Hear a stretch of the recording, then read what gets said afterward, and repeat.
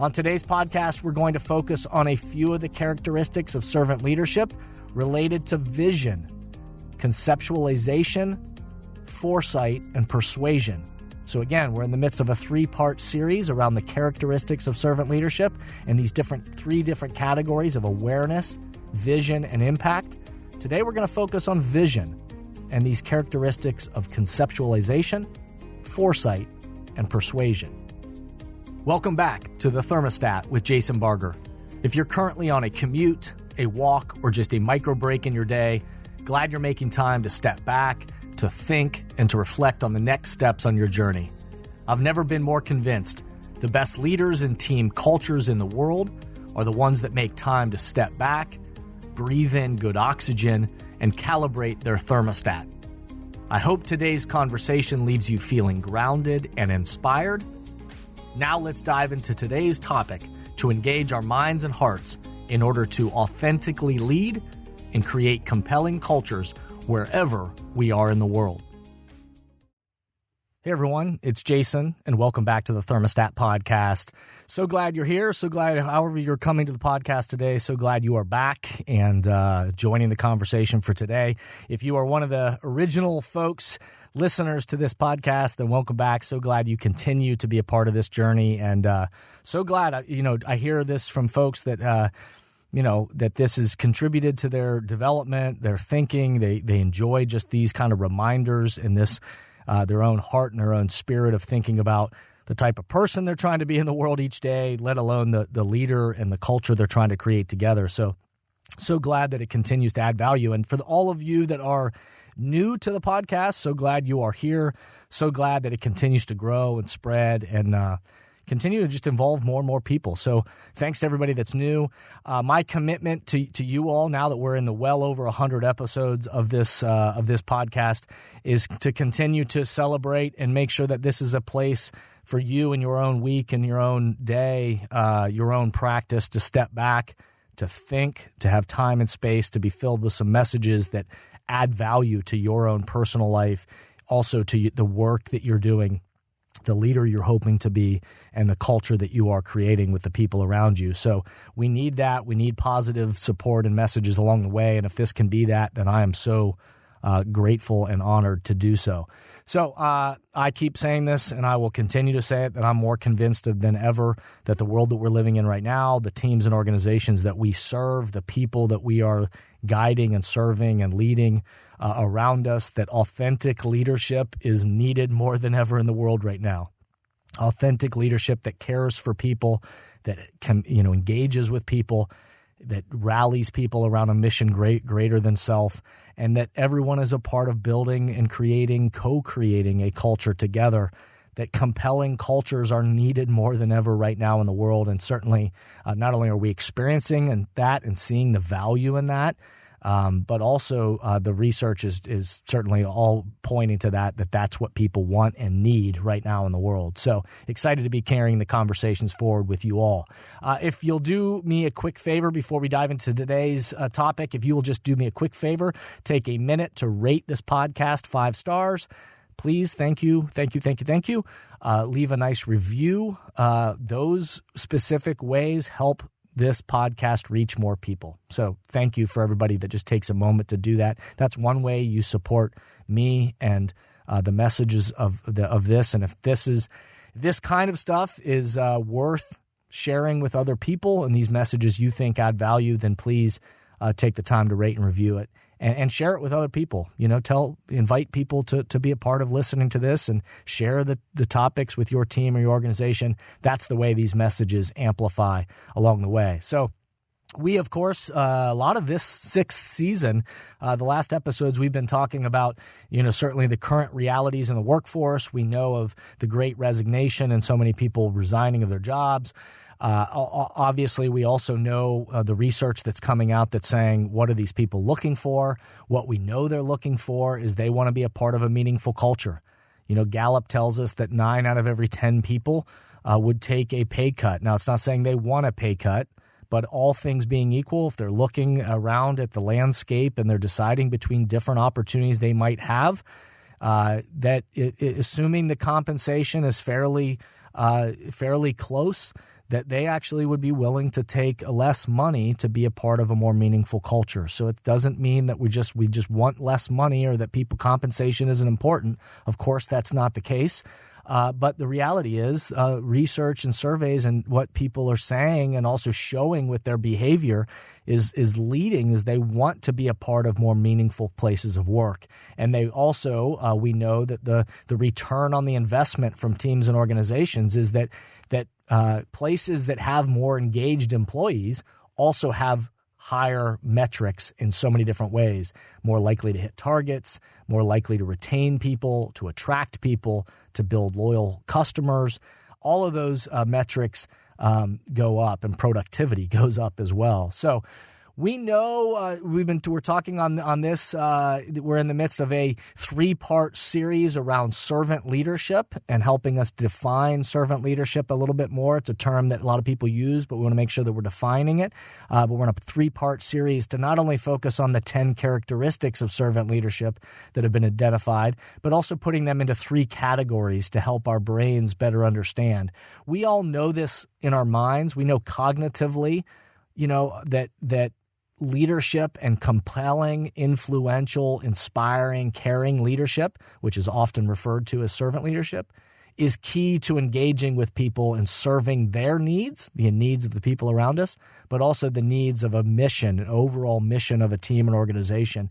And that oftentimes, if that's what people are looking for, then it's probably something that we ought to be really thoughtful about. How do we develop our thinking, acting, and interacting around these characteristics of leadership and authentic leadership and servant leadership in the world? So on today's podcast, we're going to focus on a few of the characteristics of servant leadership related to vision, conceptualization, foresight, and persuasion. So again, we're in the midst of a 3-part series around the characteristics of servant leadership and these 3 different categories of awareness, vision, and impact. Today, we're going to focus on vision and these characteristics of conceptualization, foresight, and persuasion. But let's take a quick break. Let's pause for a second, and we'll be right back. Many teams and organizations right now are realizing that they need to do both. They need to engage the minds and hearts of their people in person, where everyone in the room can experience the energy of congregating together and find clarity for the road ahead. And they also need to continue to find ways to engage the minds and hearts of their people virtually with those who are working remotely or at a distance.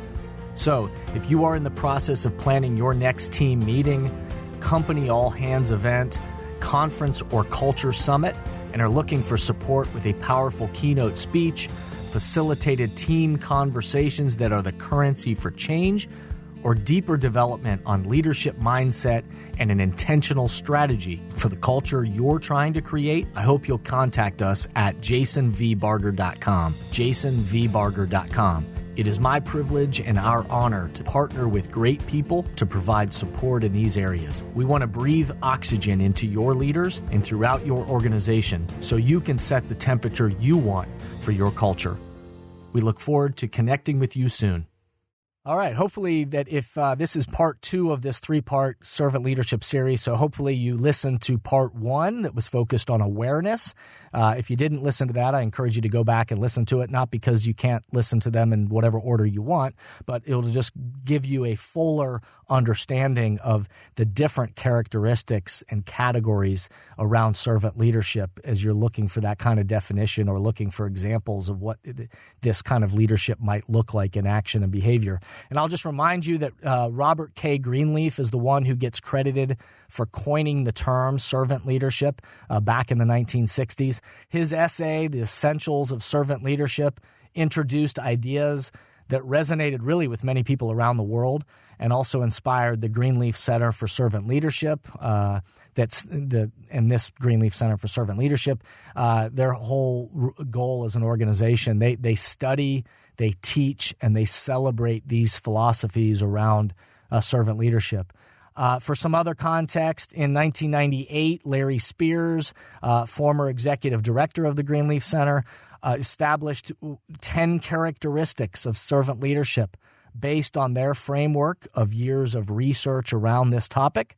And, I'll just say this also, I'll continue to say this, many have different feelings about the term servant leadership. Some certainly love the term and think it's a fantastic term. Others, that language, doesn't sit great with them. So, which I understand, and however you come to that, I embrace and think's okay. But let's not get caught up just on that terminology. Let's make sure that we focus on the spirit of the term, the spirit of the concept, the spirit of these ideas. I think that's what we're really talking about, this kind of authentic servant leadership. And so that's what we're gonna focus on this podcast. In this podcast series, again, I'm breaking down these kind of 10 characteristics of servant leadership, but I'm breaking them down into 3 core elements of servant leadership that I see at play. One category being awareness, which we talked about on the last episode. And then today we're going to focus on vision. And then the next episode, we're going to focus on what I'm referring to as impact. But today, vision. So last episode, we talked about servant leadership begins with our ability or inability to be aware of our own thinking, feeling, and experiences. That's, again, the foundation of emotional intelligence and really the foundation of servant leadership, our own awareness and a deep commitment to our own inner strength. In our own inner development, that our development as leaders begins on the inside of how we think and feel about what it even means to lead. And that servant leaders are committed to their own inner work and development of their senses. And the character, we talked about the characteristics of listening and empathy and healing. And today we're going to talk about the aspect of servant leadership related to vision. And the fact that also in the midst of our own awareness, we also, servant leaders, also have a vision, and have vision is a part of the way they show up in the world every single day. So if we're, again, defining this term for servant leadership, it's important for us to talk about what elements of vision are at play. Servant leaders are able to see a future that they want to be a part of and want to help create. So again, a huge part of servant leadership is being able to see what is it we're trying to create into the future. What is it that we want to be a part of building and creating, and what type of living and working are we trying to be a part of in the world? And so they can have that kind of vision for the future. They can conceptualize what they want to be different in the future. And as Greenleaf puts it, is to quote unquote dream great dreams. That this kind of, as they studied servant leaders and research over the years, that a common theme with them was to dream great dreams. They have a vision and can articulate that to those around them. And so servant leaders oftentimes are able to say, hey, here's the future that we're trying to create that's bigger than us, and this is how we fit into it, and let's be a part of that. And so they can articulate that to the people around them. Servant leaders are also able to use foresight to understand the path of their past, so understand where they've been, or, as an organization, to understand the organization's past. So they have foresight to understand the path of their past, but also to understand the current realities they are experiencing and facing. So the past, the current, and also utilize intuition to predict how different decisions may impact their future outcomes or their future path. And so common characteristics of servant leadership, this kind of foresight, is being able to understand the path, what came before us, what was on our own, for our own individual lives, but also for an organizational kind of institutional knowledge kind of perspective, understanding what came before us. And then what are those current realities we're facing? And then based on that, and based on that vision of the future that we're trying to create, of having some foresight, some intuition to predict how different decisions may impact their future outcomes and their future path. So servant leaders also see their role as a leader not as a traditional kind of command and control kind of leader. We talked about that in the very foundational episode. Servant leadership isn't about command and control, being at the quote-unquote top of the pyramid, but really it's about flipping that pyramid upside down and seeing the role of leadership as serving from the bottom, serving others, serving a mission greater than self. So servant leaders see their role not as that traditional command and control leader, or that, as I've referenced in the past, the top of the pyramid kind of top-down approach kind of leader, but recognize their role is not to coerce people or command people or just bark out orders, but they recognize the art of persuasion and helping to connect people to a compelling mission, a compelling purpose, and a collaborative approach. So it's not command and control, coercion, but persuasion into, hey, let's connect to a compelling mission, purpose, and collaborative approach. And servant leaders are more concerned about healthy outcomes and shared meaning that lead to results than they are about steamrolling people for the sake of results. So again, the how you get to results. Again, I want to make sure that this is clear, that I say all the time that servant leadership is not soft by any means. Anybody that has that kind of idea in their mind is servant leadership is only about being kind and nice and really kind of avoiding and that servant leaders are kind of soft, that isn't really a proper definition of servant leadership. And the strongest, best, healthiest servant leaders I've ever been around, studied, researched, that servant leadership isn't soft. In fact, oftentimes it requires a greater amount of courage and patience. And again, this commitment to the process of getting to the results. The results matter. Performance matters. But the process of getting to those results or that performance is the difference. And that servant leaders are more concerned by healthy outcomes and shared meaning that lead to results than by just steamrolling people for the sake of results.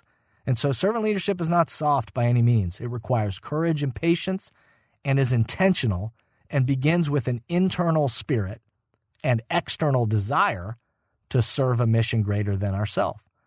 And so, again, we're talking about today, last episode we talked about those elements of awareness around listening and empathy and healing.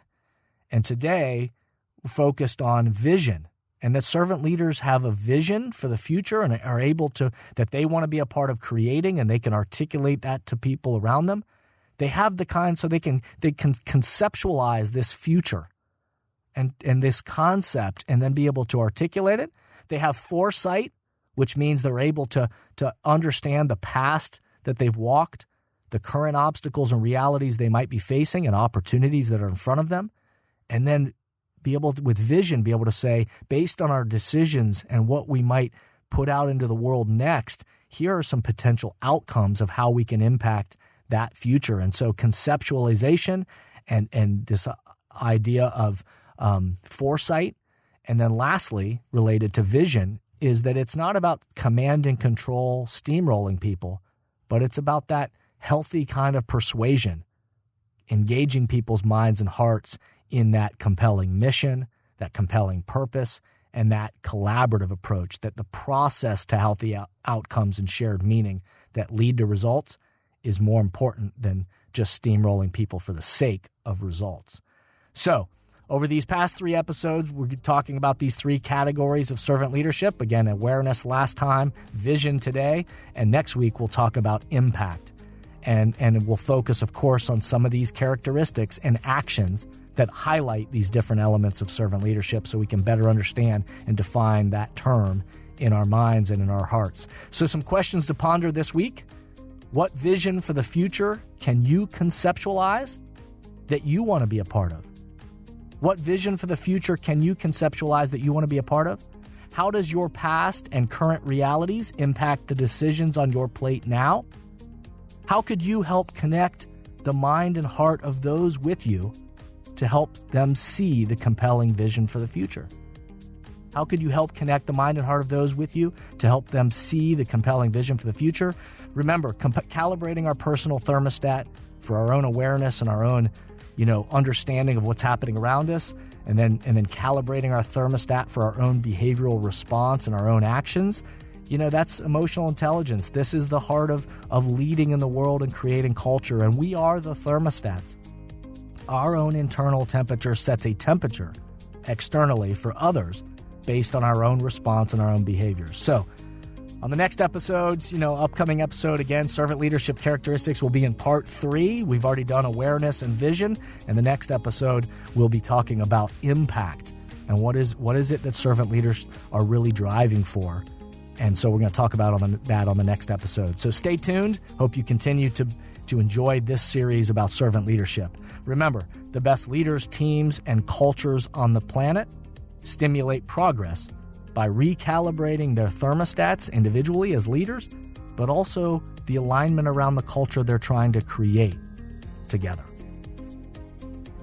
Thank you for listening to today's podcast, and I hope the messages and questions stimulate positive change along your path. As always, if these messages resonate with you and add value to your life, I hope you'll help amplify them throughout the world. Please rate, comment, and share on whatever podcast or social media platform you're using, and share this podcast with the people in your life or work who should be part of these conversations. That way, this spirit does, in fact, spread. If these messages or developing leaders and culture would be helpful to you and your organization, please contact us at jasonvbarger.com, jasonvbarger.com. And remember, we are all ambassadors for the culture we want to create in our life and work. We have to own the vision we want to be a part of. The future of leadership is you, is me, is us. Be a thermostat.